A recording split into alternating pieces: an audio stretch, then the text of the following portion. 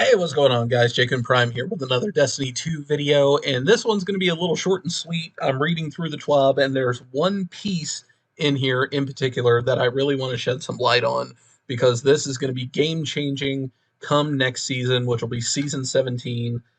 We don't know the name of the season yet, but honestly, the name of the season doesn't matter. But what matters is what's going to be coming to the table in the terms of dungeons and raids. So let's read through this real quick. They're going to touch on some stuff that's going to happen this season, and then they're going to talk about what's going to be happening to raids and dungeons next season.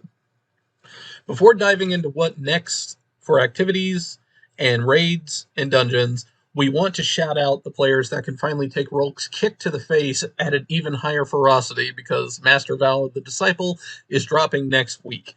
For the deets regarding the ramped up difficulty, Guardians should know that the power level is 1580 with a seasonal cap at 30. For those challenge-hardy players, completing challenges at Master difficulty will offer progress towards the raid seal. Each encounter completed also has a chance to drop an adept version of a given weapon for the raid. So this is going to be your payoff. Everything is going to be harder, more challenging. You're going to need a higher light level, but the trade-off is you are getting an adept version of the raid weapon when you clear an encounter.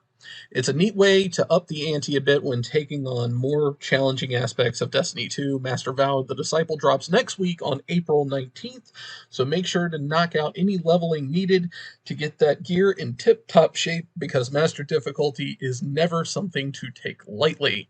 But wait, there's more. As players continue exploring the throne world and uncover the true nature of the Witness's influence, we've heard your desire for reasons to return to previously released raids and dungeon content loud and clear. There's a lot of dungeons and raids in Destiny 2 right now that honestly just never see the light of day because power level, loot-wise, there's really no reason to go do them unless you're just trying to get something from collections or you're trying to get a specific role of a piece of armor or a weapon, which, to be perfectly honest, is kind of pointless because anything that the dungeons can offer, you can find elsewhere for much less effort, and usually it winds up being better. One way we're freshening up the raid and dungeon experience in Destiny 2 is by developing a new rotation of featured content that we think you'll like starting in Season 17. This is designed to make raid and dungeon content a bit more enticing over the course of a season, while also providing more ways to play when jumping into different activities with friends and clansmates. Essentially, we're breaking up our new rotator system into seasonal and weekly categories so players can have a little additional freshness when taking on the weekly hunt for power. Let's start with the seasonal rotation since this implementation is short and sweet. I'm only doing one take here and I'm doing this on the fly. I'm just really excited. Each season, the newly released raid and dungeon will grant pinnacle rewards for all encounters. As an example, in Season 17, Vow of the Disciple and the upcoming Redacted dungeon outside of these will have a raid rotator and a dungeon rotator, each offering a pinnacle reward once completed. So once a week, you're going to be doing, since they're doing this for raids and dungeons, so 1 week, you'll be doing Vow of the Disciple, and you'll be doing the new raid. The next week, your pinnacle drop will wind up being the Deepstone Crypt and the Prophecy, or the Last Wish and the Pit of Heresy, or Garden of Salvation and the Shattered Throne. So they're going to be putting this stuff in a rotation. That way content doesn't stagnate quite so fast. I love the Vow of the Disciple raid, but even I have to admit, I'm getting a little weary of running the same thing every single week. It was the exact same complaint I had in Avengers of I have nothing new to do once I have my power level and everything done. For those wondering about the weekly rotation, this particular inclusion will have a chance to feature all raids and dungeons not listed as the seasonal rotation. Want to revisit Vex in the Garden of Salvation? Do it. Want to go toe-to-toe with Riven because you like to feel hungry for that wildly impressive and stressful as all hell players like me are that are prone to panic final encounter? Weird, but get on with your brave and light-driven self. Get that bread. Rewards, what's different there? For the weekly rotation, completing the final encounter in any of the chosen raids or dungeons will award a pinnacle drop from a weekly challenge.